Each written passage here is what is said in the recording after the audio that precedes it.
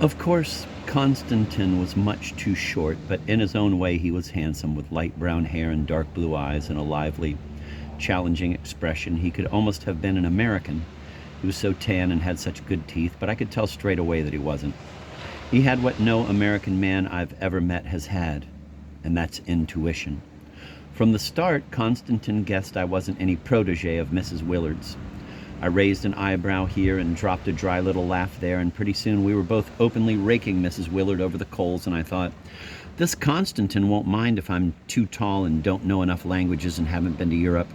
He'll see through all that stuff to what I really am. Constantine drove me to the UN in his old green convertible with cracked, comfortable brown leather seats and the top down. He told me his tan came from playing tennis. And when we were sitting there side by side, flying down the streets in the open sun, he took my hand and squeezed it. And I felt happier than I had been since I was about 9 and running along the hot, white beaches with my father the summer before he died. And while Constantine and I sat in one of those hushed, plush auditoriums in the UN, next to a stern, muscular Russian girl with no makeup who was a simultaneous interpreter like Constantine, I thought how strange it had never occurred to me before that I was only purely happy until I was 9 years old. After that, in spite of the Girl Scouts and the piano lessons and the watercolor lessons and the dancing lessons and the sailing camp, all of which my mother scrimped to give me in college, with crewing in the mist before breakfast and black bottom pies and the little new firecrackers of ideas going off every day, I had never been really happy again. I stared through the Russian girl in her double-breasted gray suit, rattling off idiom after idiom in her own unknowable tongue, which Constantine said was the most difficult part because the Russians didn't have the same idioms as our idioms. And I wished with all my heart I could crawl into her and spend the rest of my life barking out one idiom after another. It mightn't make me any happier, but it would be one more little pebble of efficiency among all the other pebbles.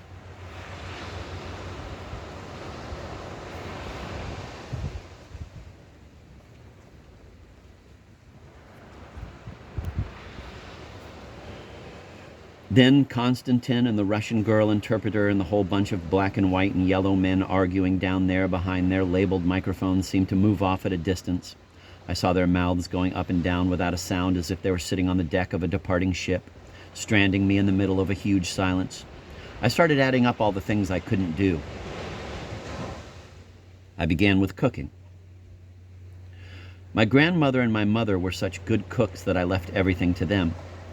They were always trying to teach me one dish or another, but I would just look on and say, yes, yes, I see, while the instructions slid through my head like water. And then I'd always spoil what I did so nobody would ask me to do it again.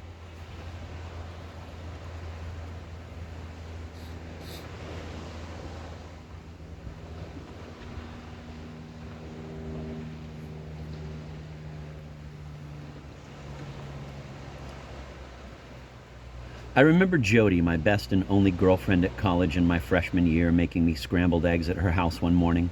They tasted unusual, and when I asked her if she had put in anything extra, she said cheese and garlic salt. I asked who told her to do that, and she said nobody, she just thought it up. But then she was practical and a sociology major. I didn't know any shorthand either. This meant I couldn't get a good job after college. My mother kept telling me nobody wanted a plain English major. But an English major who knew shorthand was something else again. Everybody would want her. She would be in demand among all the up-and-coming young men, and she would transcribe letter after thrilling letter.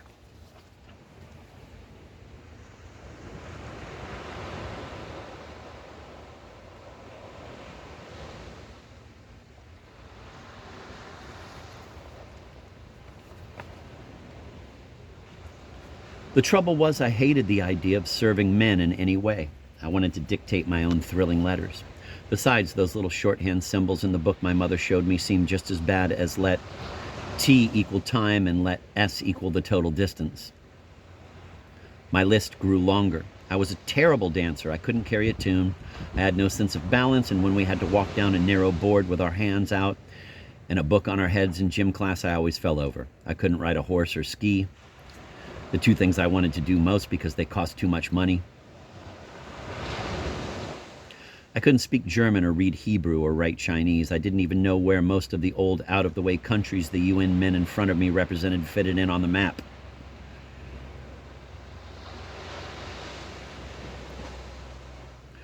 For the first time in my life, sitting there in the soundproof heart of the UN building between Konstantin, who could play tennis as well as simultaneously interpret, and the Russian girl who knew so many idioms, I felt dreadfully inadequate. The trouble was I had been inadequate all along. I simply hadn't thought about it.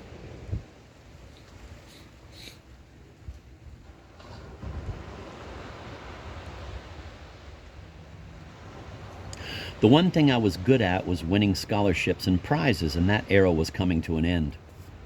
I felt like a racehorse in a world without racetracks, or a champion college footballer suddenly confronted by Wall Street in a business suit. His days of glory shrunk to a little gold cup on his mantle with a date engraved on it like the date on a tombstone. I saw my life branching out before me like the green fig tree in the story. From the tip of every branch, like a fat purple fig, a wonderful future beckoned and winked. One fig was a husband and a happy home and children, and another fig was a famous poet, and another fig was a brilliant professor, and another fig was E.G., the amazing editor, and another fig was Europe and Africa and South America, and another fig was Constantine and Socrates and Attila, and a pack of other lovers with queer names and offbeat professions, and another fig was an Olympic lady crew champion, and beyond and above these figs were many more figs I couldn't quite make out.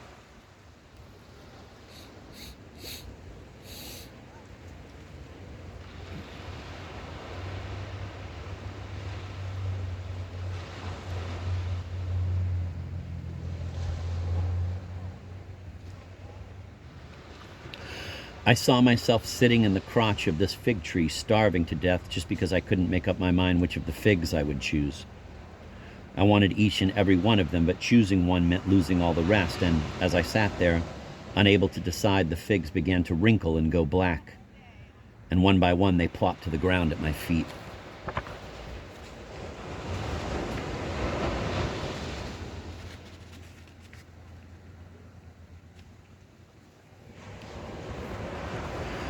Constantine's restaurant smelt of herbs and spices and sour cream. All the time I had been in New York, I had never found such a restaurant. I only found those heavenly hamburger places where they serve giant hamburgers and soup of the day and 4 kinds of fancy cake at a very clean counter facing a long, glary mirror.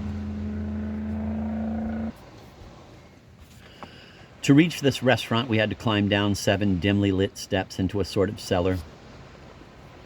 Travel posters plastered the smoke-dark walls like so many picture windows overlooking Swiss lakes and Japanese mountains and African velds, and thick, dusty bottle candles that seemed for centuries to have wept their colored waxes red over blue, over green, in a fine 3-dimensional lace, cast a circle of light round each table where the faces floated, flushed and flame-like themselves.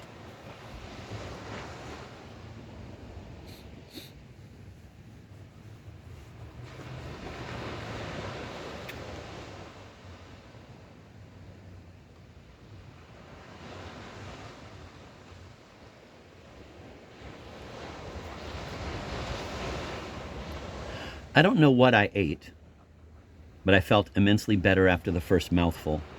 It occurred to me that my vision of the fig tree and all the fat figs that withered and fell to earth might well have arisen from the profound void of an empty stomach.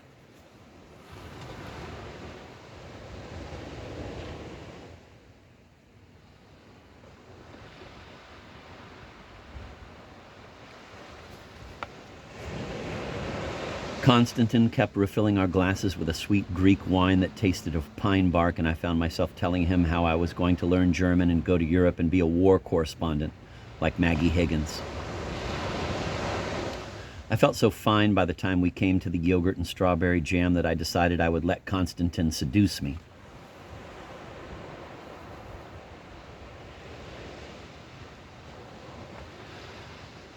Ever since Buddy Willard had told me about that waitress, I had been thinking I ought to go out and sleep with somebody myself. Sleeping with Buddy wouldn't count, though, because he would still be one person ahead of me. It would have to be with somebody else.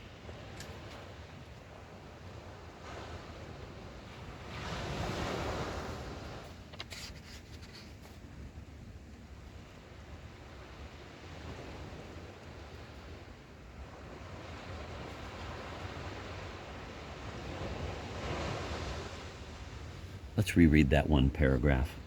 Travel posters plastered the smoke-dark walls like so many picture windows overlooking Swiss lakes and Japanese mountains and African velds, and thick, dusty bottle candles that seemed for centuries to have wept their colored waxes red over blue over green in a fine, three-dimensional lace, cast a circle of light round each table where the faces floated, flushed and flame-like themselves.